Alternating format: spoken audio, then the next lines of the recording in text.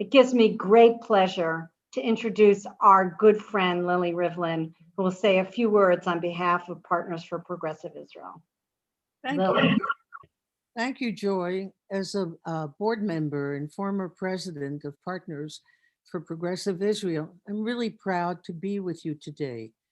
Partners is dedicated to the achievement of a durable and just peace between Israel and its neighbors, which includes an end to Israel's occupation.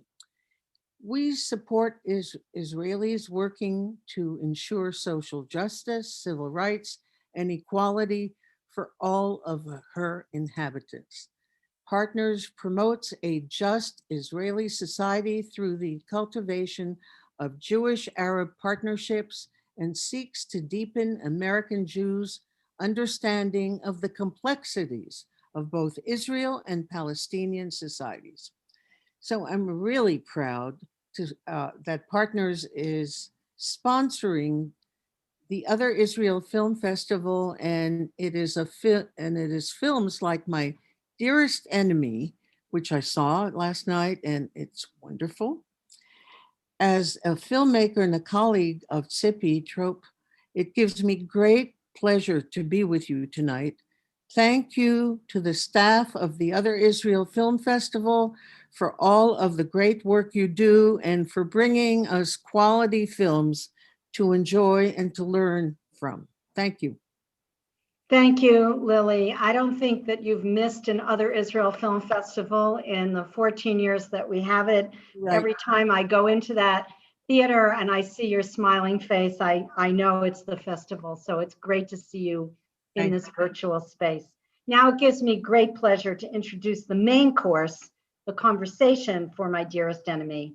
We are so honored to host award-winning filmmaker Tzipi Trope. She will be in conversation with Tzili Charney, who is also the executive producer of the film and chairperson of the LH Charney Associates, and of course, a great philanthropist who devotes all her efforts to improving the field of education, conflict resolution, and peace. Tzili will start things off and then open it up to community questions. If you'd like to ask a question, please place it in the chat and we'll call on you and open your mic. Tzili. Thank you. Shabbat Shalom, everybody. I'm happy to be here with the Tzipi Trope. And I would like to first ask you, Tzipi, why this film? Why this story? Oh, before that, I want to say that Tzili and me grew in the same, on Dizengoff. We were born on Dizengoff Street, me and Tzili. I wish to say we are in the same age, but we are almost. But anyway, you know, we grew in the same area. And actually, she and me, as you all know, actually live in a never-ending war, which is ridiculous, right? We were born into war. I don't know when it will end. Our children are going into an ever-ending conflict. So the question why I did this film is actually very natural, because what we do in films, in literature, in everything we do in life is trying to understand ourselves and, you know, the society we live in and the world we live in. We keep asking questions and trying to understand very complex issue.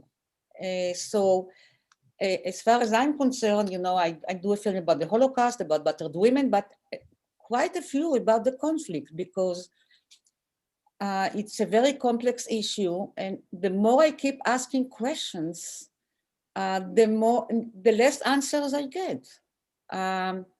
So I was trying, and Tzili can help me later, to do this film for quite a long time, actually. It was not easy.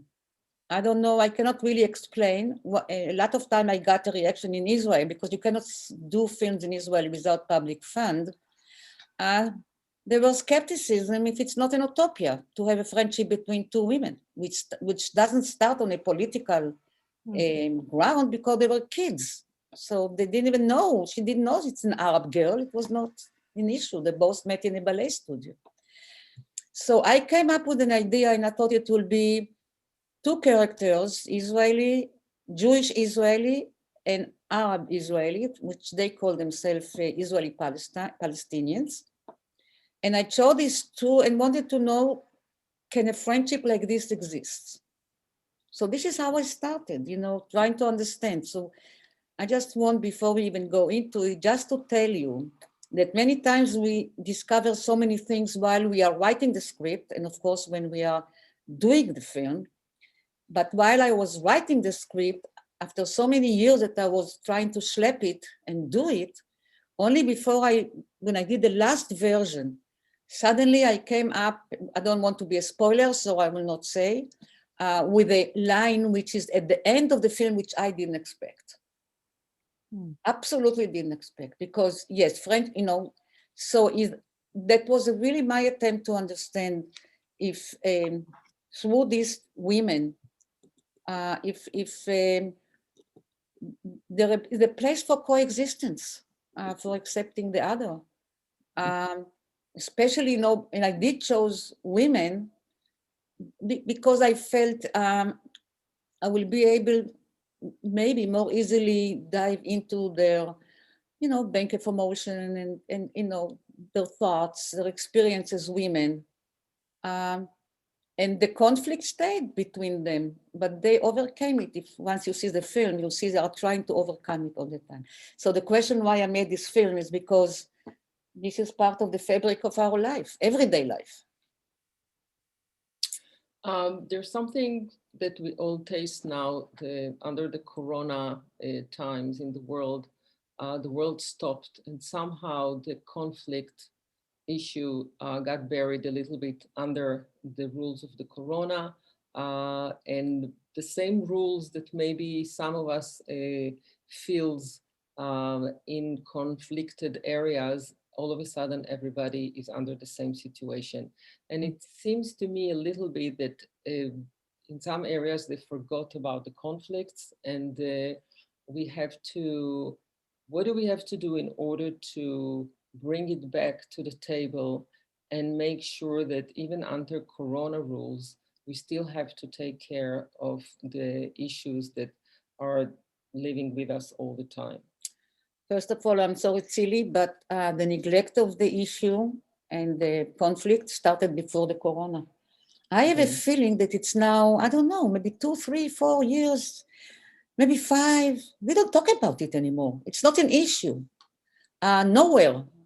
I want to tell you something. I don't know how many films you got the festival about this conflict, but in the last, 7, 8 years, the number of films about the conflict are really shrinking.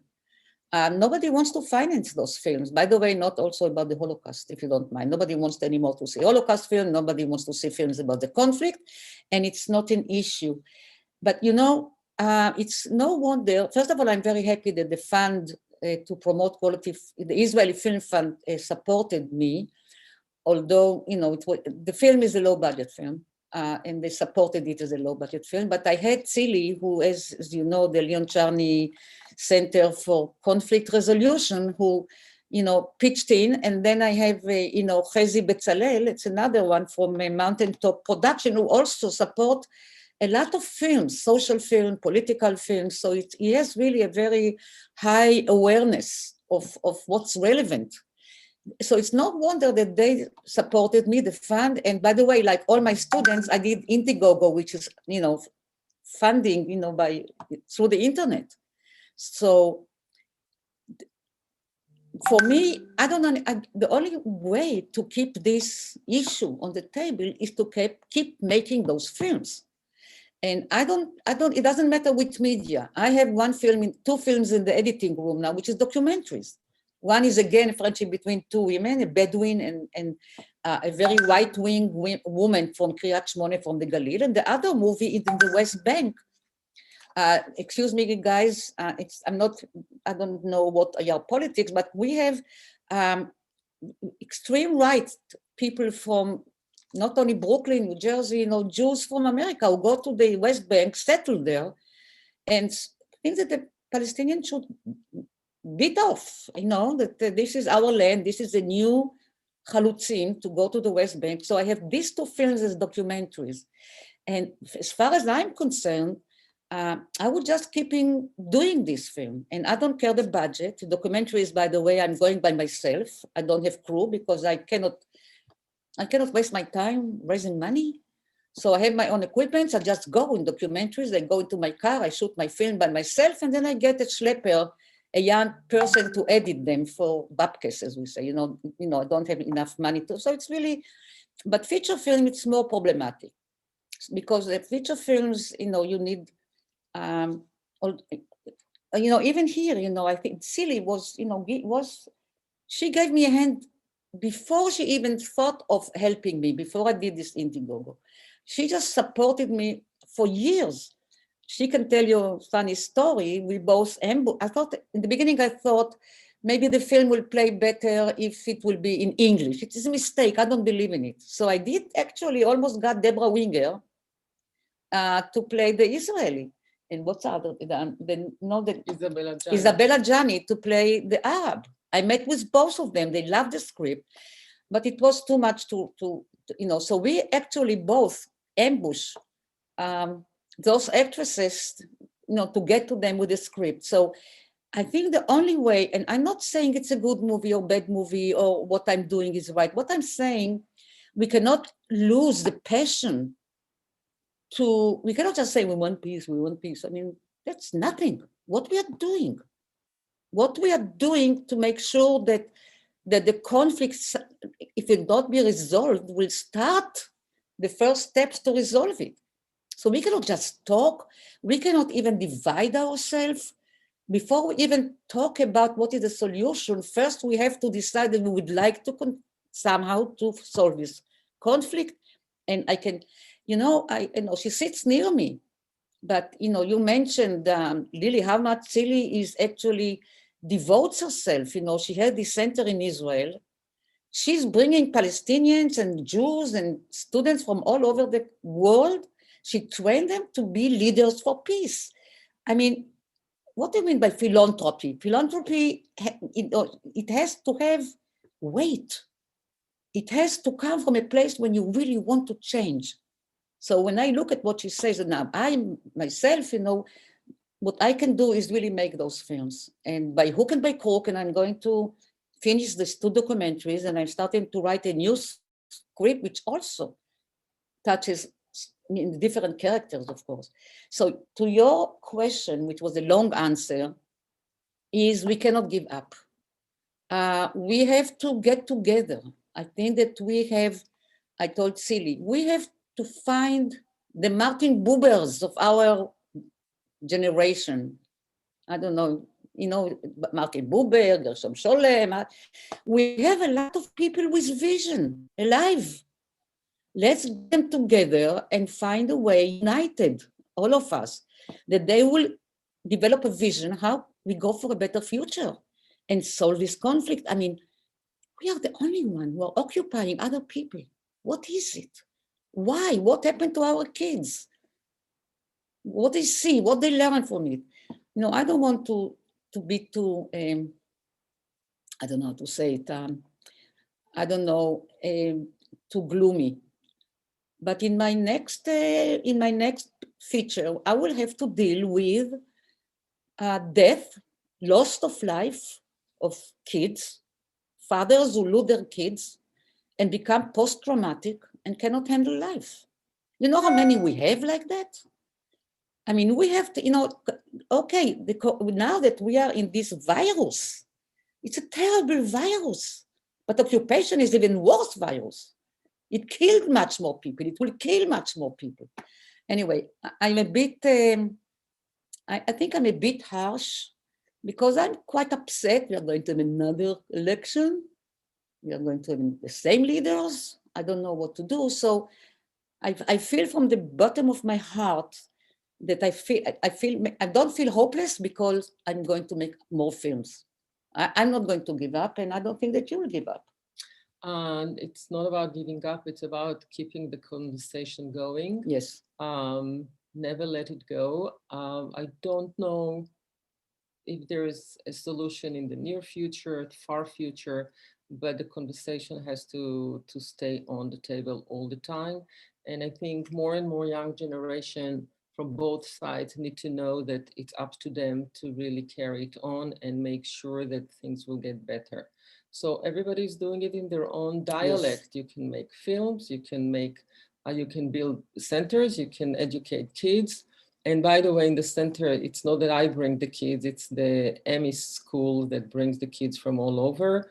And on the top of it, I am with them. And we're doing activities together in order to promote the opportunity to converse, at least between Israelis and Palestinians, with all the kids from all over the world.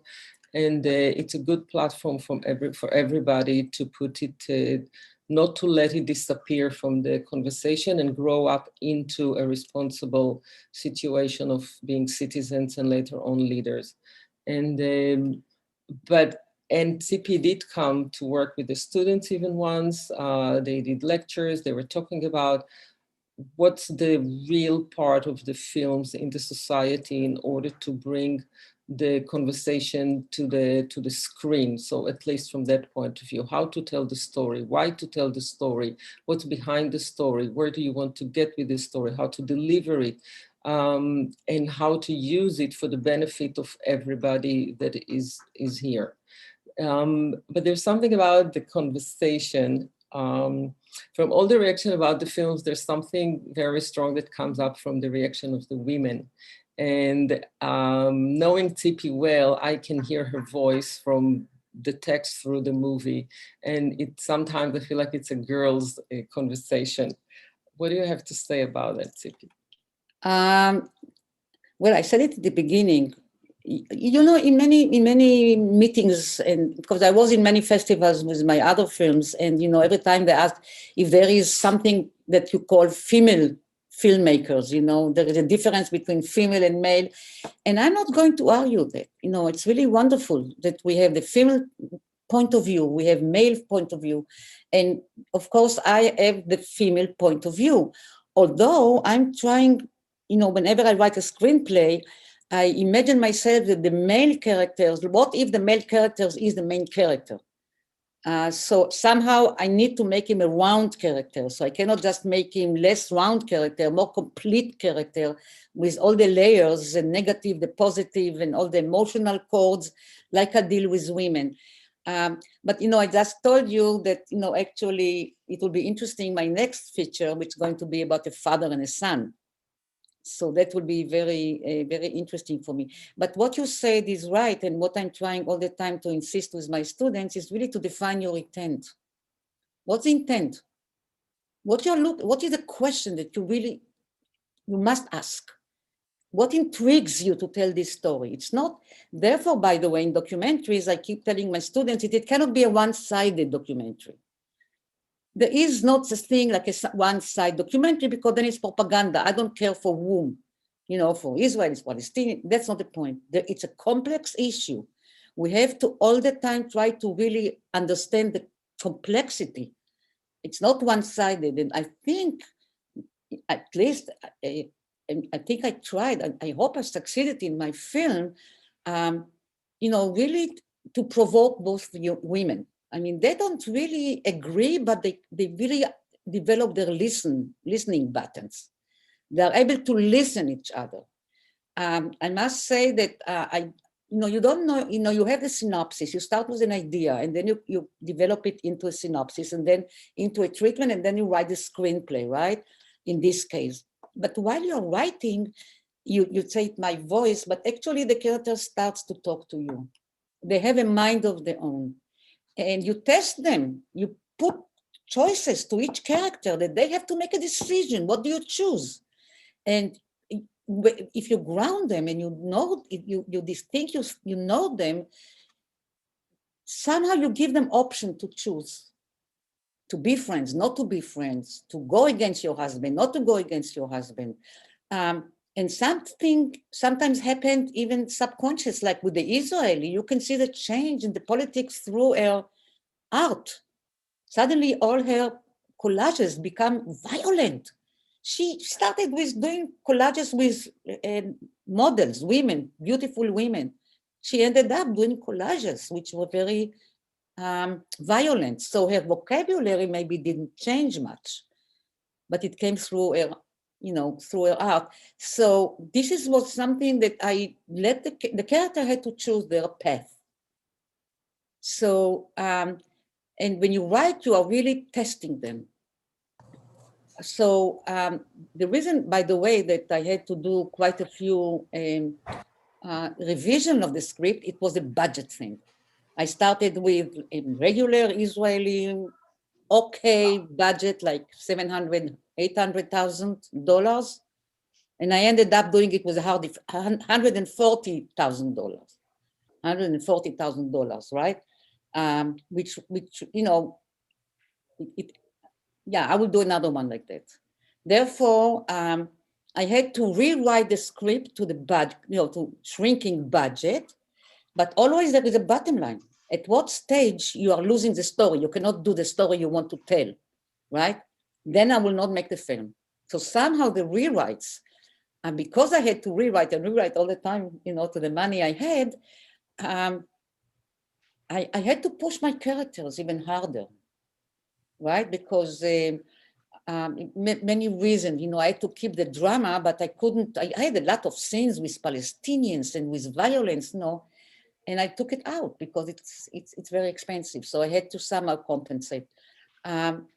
So yes, there is filmmakers, and there is a voice of the filmmaker. I mean, I know that there are a lot of filmmakers who say, I don't want you to perceive me as a female, we are filmmakers. It's not, no. I think, yes, there is absolutely, films made by women, and they have their voice. Maybe we should do among your, between all your serious films, one film, Ambushing Deborah Winger. Yes, that's right. And how we followed. Hi, Isaac. Hi, Isaac. And how we followed everybody. And it was really a fun project by itself, just to try to get to the people that we wanted to participate in the movie, so we can have a fun action drama about it. Yeah, and you can imagine, Tzili, you cannot see because, actually, I think I'm sitting on a pillow because Tzili is very tall and I am like a tall midget. No, I'm kidding. But, with her, it's really a comedy. And we were not only went to the theater when Deborah Winger was doing a reading, I don't know if you remember what, but we did a real detective and got her address, I will not tell you. And we were ambushing her and it was the wrong address. And then we got another, so we were like 5 addresses, which was not her address, right? But our chief detective was Joe Franklin. And I'm sure that all New Yorkers would remember who Joe Franklin was. And this was just from telephone booth to telephone booth in every corner in the city, trying to get from one step to another, and we did it. Yes, and I ended up sitting, Deborah Winger read the script. She liked it, by the way, and she wanted to play the Arab. That's very interesting. So I met her in her apartment in New York, and then I met, what's her name again? Isabella Gianni. I met her in the Soho in the hotel, and her parents are Algerian, so she knows Arabic. So I thought it will work out, but anyway, I'm very happy I did it as an Israeli, Hebrew and Arab speaking. By the way, it was the actors, half Palestinian Arabs, I told you, half Jewish Israelis and 1 Druze. So it was really a wonderful mixture, and I want to tell you that life zipped into the set all the time. It was there. It was in the breaks. They stayed in character for a long time. The Israeli with her character and the Arab with her hardships. But what's interesting is the friendship that grew up, although they don't agree. No, actually, they ended up agreeing with each other. And but it was, the casting was very fast. Don't forget, I had to cast a for each actress, I had to find a young actress which resembles her. And I was very lucky that I found 2, 1 Arab girl and 1 Jewish girl to use in my film. I want to tell you something. The journey was unbelievable. and I did feel in a way isolated because, again, when I made this film, the conversation was not really, not on the street. When I made the film, there was not really real conversation about Palestinians. Nobody want to talk about Palestinians. It came to a point that it became numb and people just let it slide. Yes. And it's pity. And of course, now we don't have anything. We have a lot of very important issues are shoved to the side, including poverty and unemployment, and in Israel, I mean, and no budget to the country. I don't have to go on and on, but it's a very, very difficult, unpleasant times for me and Tzili, who grew up in Square Dizengoff, right, in a different world, completely. We completely internalized the values that we have until today, no? Yeah. We have the same values. We didn't change. What we got, I must tell you, the Dizengoff Square was, I don't know, 80% Holocaust survivors. Mm-hmm. Unbelievable. Each small neighborhood had his own Michiganer, from the Holocaust. It was amazing. And there were two Dizengoffs, the Dizengoff of the center of Tel Aviv, where everybody came to hang out, and there were the underground Dizengoff of those who lived there. Yeah. And it was a very different story, two cities parallel. But I don't want to take too much time from the people because I see that there are many questions piling up and the time is running, and maybe we can open up for questions. Okay, so yeah, enough about that. Thank you. I'll help moderate these questions. This is Isaac. I'm coming to you live from Gazala's restaurant on the Upper West Side, a Drew's restaurant. We just did a live cooking class here with Gazala, so you should check that out. It's recorded. And we're going to start our questions. First of all, I have to agree with you that it's true. I mean, Other Israel has expanded its themes to include more themes because there are less films being made specifically on Palestinian topics. There's no question. And part of it has to do with government funding, I would say. But we have a lot of questions out there. So let me start with, we have no choice but to open it first to the founder of the festival, Carol Zabar. Carol, you're on the line.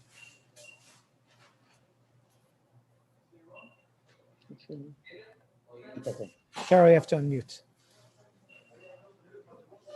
I was curious why you had the Arab young girl not saying that she was an Arab. She was young enough that she could have said something without saying I'm an Arab or Palestinian. She could have revealed herself in some way. It felt within a short time like she was really lying, and she didn't seem like the kind of kid who would lie. So explicate that a little bit. First of all, you're right. I mean, there was a line there, and I sometimes, I don't know, maybe, many times we try to eliminate the unnecessary, but maybe sometimes we go overboard, because the Israeli girl asked her, why you didn't tell me you are Arab? And she said, it's simpler this way. Now, you have to remember, at least from now knowledge, friendship between girls in this age, Arab and Israeli, doesn't happen. It happened now, maybe in Akko, maybe a little bit in subsection in Jaffa, even not man. I will check it. There are not real friendship between girls their age. The friendship between Arab and Jews in Israel really start when they're older and get into some movements, political movements, and then they get together, they become friends. I don't know how many really intimate friends are even there, but let's say, but not like girls. I think it was basically unheard of in that age. And, the Israeli didn't even know she's an Arab. Didn't cross her mind. It was a ballet studio, and she didn't care. So that was really the point. And the Arab just thought it would be simpler not to say. I think, even though she is very opinionated and she's quite a strong girl, but I think she was afraid to lose a friendship. Very simple, which she never did later. She was the one who didn't want to resume the friendship or keep it. She really broke the relationships after a few years. So when they were, I guess, 18, 2-3 years after the Arab girl went to Paris, she disconnected herself from it. It was really almost taboo. Not taboo, but it didn't. So yeah, but I want to tell you that there was a line that she said, it's simpler this way, not to tell the time Arab. I think there's a truth to it in general, that in Israel, if you're an Arab, if you don't have to say it, why would you? Yes, you even change your name to Moishe. Right.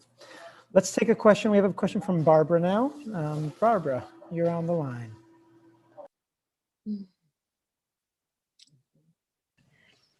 Tzili, thank you for this. Hi, And hi, Tzili. It was a pleasure. So for me, as someone, as you know, who lived and worked and raised a family in Israel, the character of Maya is very familiar. I almost feel I know her, but I wonder about Alice, and I wonder about how Palestinian women would see her. She seems so independent, educated, lived abroad, is not really afraid to speak Hebrew.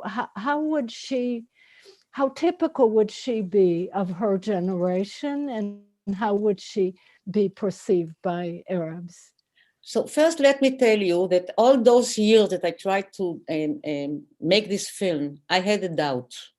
Who am I to write an Arab character?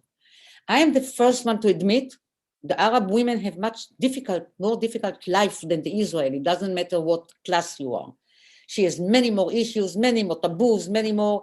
I think she even has, I don't want to compare, but so what I did, first of all, I did a very extensive research. I went to El Bire, which is near Ramallah, and I actually stayed a few days with the family there before I started to write the script. However, I think this script went through the eyes of like between 8 and 12 Palestinians, like, I don't know, 7 women, 3 men. I mean, so I did send it to them to get a feedback. So, the only way I can, you have to make a research, first of all. So you have to go and really learn the life and how they live and what they do, what's happening in their home, talk to them, but there is, even somebody asked me, could a Jew play an Arab play a Jew, and all these questions. The point is that I can connect you see, we're all the same. Otherwise, there is no issue. That we are all the same. We have the same emotional cores. If you are Jews, if you are Christian, if you are a Muslim, if you, I don't know what, white, black, doesn't matter. So I have to find in me the same chords that are the engine of almost every character, through research and through really diving and trying to live at the moment of this character. So for me I will not count on my intuition, so I do make a research, but I did send it. It was read, as I said, between 8 or 12, I don't know, even more maybe. And don't forget, Hanan Chilu is a real activist. She's married, she's from Haifa, she is a Palestinian woman, although she's an Israeli Palestinian. She lives in Israel, but she has a very clear political views of a Palestinian woman. And I have to admit, usually I don't do improvisations in my scripts. I wrote it, I thought about it, I really dived into it. The actress come within a month, she knows the character better than me. So I don't like improvisations. I don't say it's the right decision, but I write a script, that's it. We can work on it before we shoot, but that's it, it's a script. And I have to admit that that was one of the first times, I think, ever, that I changed a little bit because of Hanan Chilu. And at some point, she pushed it even much further. And I had to pull back, I had to pull back. So to your answer is that I really got, I got approval of quite a bit of Palestinians. And then, of course, after the film was made, I also showed it. Yeah. Long answer. Yeah, okay. We have a question from Rochelle. Rochelle, you're on the line.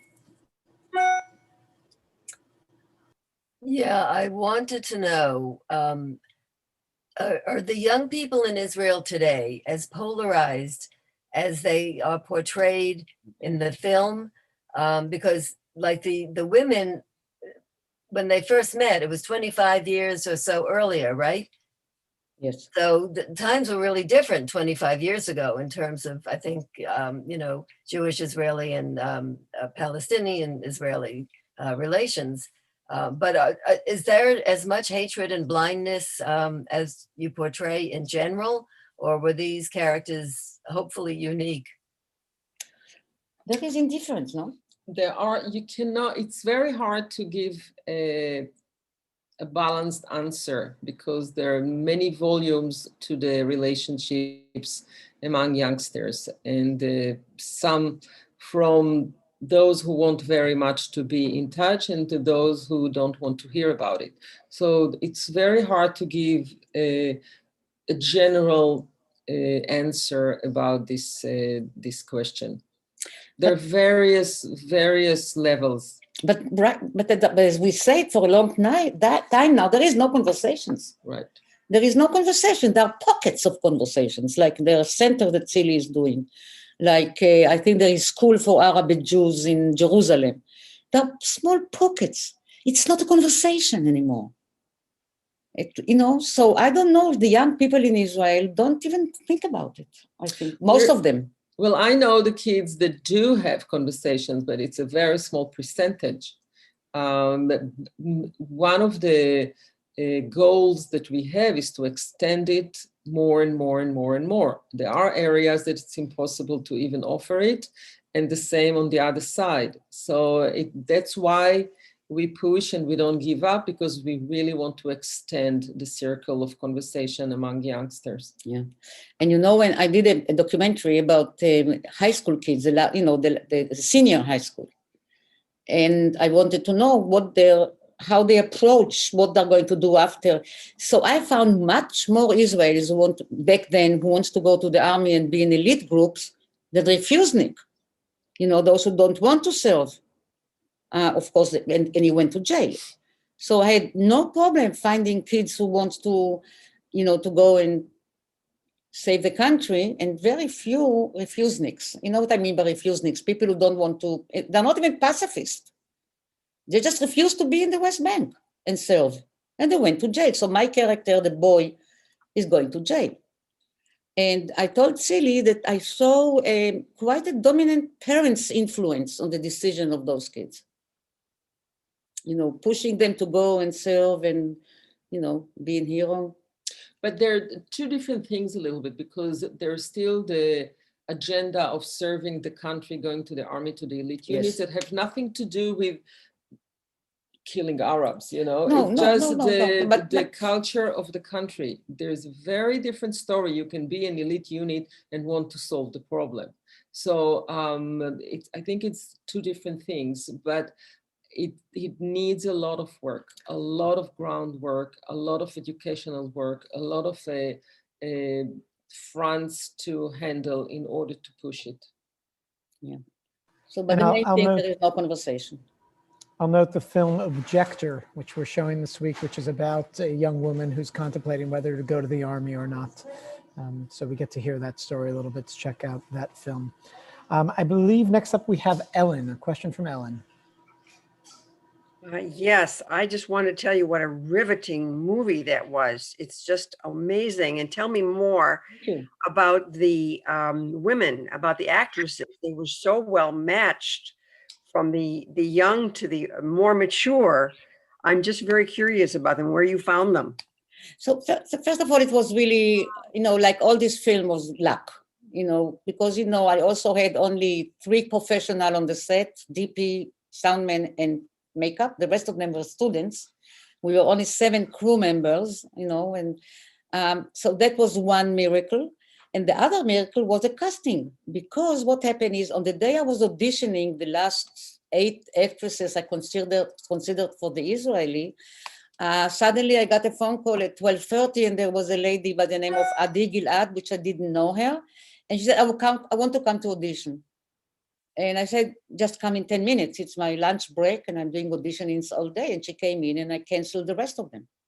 The moment she came in, I knew I need her.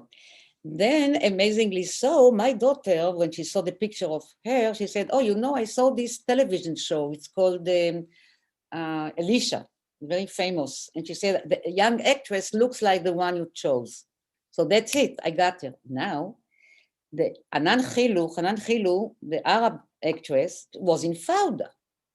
And her daughter, Yarin, she told me, you know, my daughter at Fauda, you know, she may look a little bit like when I was a kid. I said, oh, bring her. And that's it. So for the girls, between my daughter and Hanan Khilu, it was a piece of cake. And you know what? I'm not a fatalist. You know, I think we should really work for what we get. But I thought there was a little bit kind of luck there. And then the Druze, the lover, the moment I saw him, I didn't even consider anybody else. And that's not a big deal. That's not a big deal because he's you see, yeah, it is a big deal because this actor can be cruel and can be soft. You can see. And when I meet them I do my audition in a coffee house, first of all, I'm just chatting.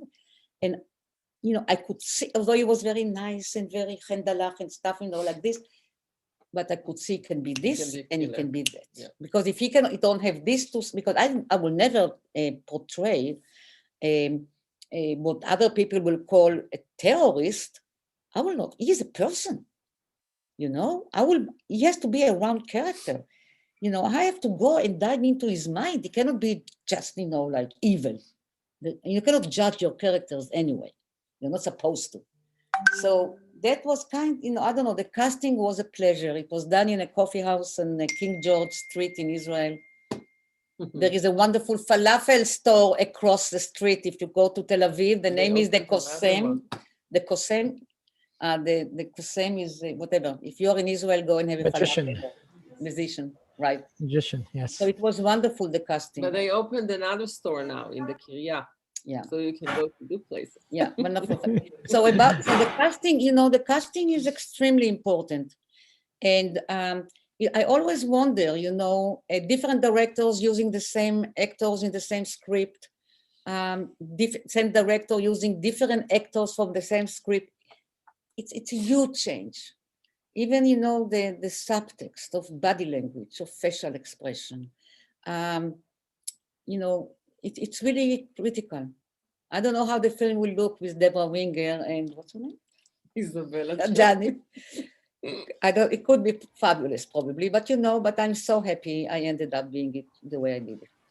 Tzipi, I forgot to tell you that Deborah Winger did write back. She's out of the country and that's why she cannot attend. But she, no, I just want her to go. I just want her to get a link. I offered to her. She will be in touch. Next time when you need to track her down, just come to me. Thank you for doing it. I really like her a lot, and I think that she's a fantastic. She's wonderful. She's a fantastic human being. You know. An Upper West Sider now, so. Yeah, I know where she is even, but I'm not telling. We have a question. Oh, you missed it. So they will tell you how Tzili and me were ambushing her all over the city to get her. Let's take a question from our friend Karen Davis. Karen, good to see you. You have to unmute.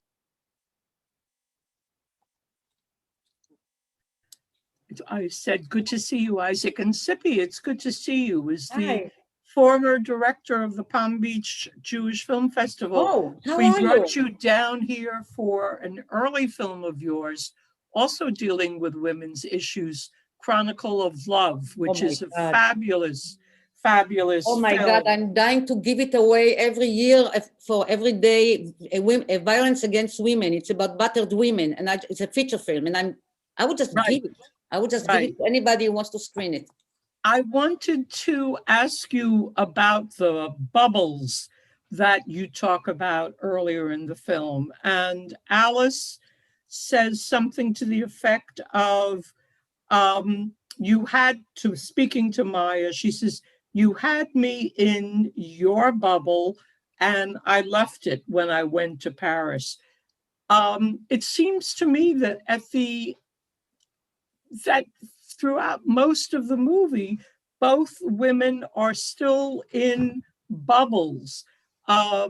Alice is, well, she was in a bubble living in Paris, and she's returning to the bubble of Paris. There's no place for her, it seems, in Israel.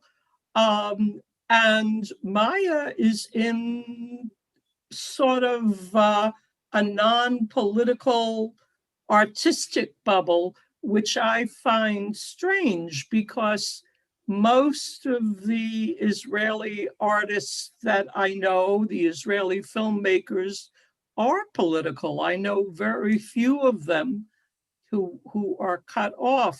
So I was wondering about the image of the bubbles that you used in the movie. First of And all, do you think they can ever live peaceably in the same bubble? first of all, to answer your question, I have to think about it because I know a lot of, yes, filmmakers, they used to be political.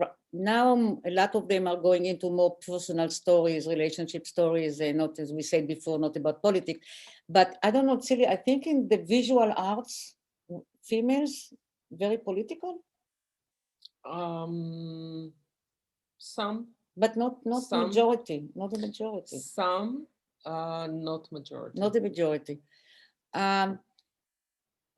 You know, I don't know, I don't know if the subtext, sometimes we don't really understand our own work or the depth of it, I will have to think about it if one of the subtext of what I chose to do, there are very unique, kind of specific character. One is a single mother who, was supposed to get married and was kicked out of this marriage. She's quite alone. She is have love affairs all the time, She's very lonely. She has to support herself. And yes, she lives in a bubble. I didn't show her with friends. And I think it's intentional. In every film, you try to see the main character, heroine, with her friends, schmoozing. I don't have it in my film because she doesn't. And the Arab one actually carries a really huge secret. She has a son from another man. So, you know what I mean?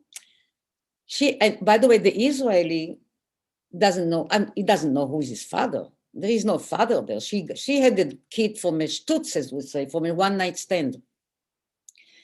So it is a very specific women. And because I have to be honest and I cannot judge, I'm not in a position to judge, I wonder if those characters are too specific. Am I trying to say that this friendship cannot exist among just two women? Not so specific? I wish to believe that we can have friendship like this. The problem is not a friendship between these two women. The friendship, the question is what will happen with their kids. They will stay friends. I believe in friendship. I think that we can coexist with the Palestinians and gradually, we can, be with them, I'm sure. So the Bible thing is interesting what you say. I hope it's not really the subtext of the film. Tzipi and Tzili, thank you once again. It's great having you in the same frame. I'm loving it. Thank you all, and we look forward to seeing you tomorrow at more events. Have a good night. Yalla. Tzipi, Bye, Tzipi, we can't hear everybody. you. You have to unmute. Bye. Carol still there? Yeah. Yeah. Carol. I just want to thank you for what you're doing. I want to thank you for making this wonderful movie.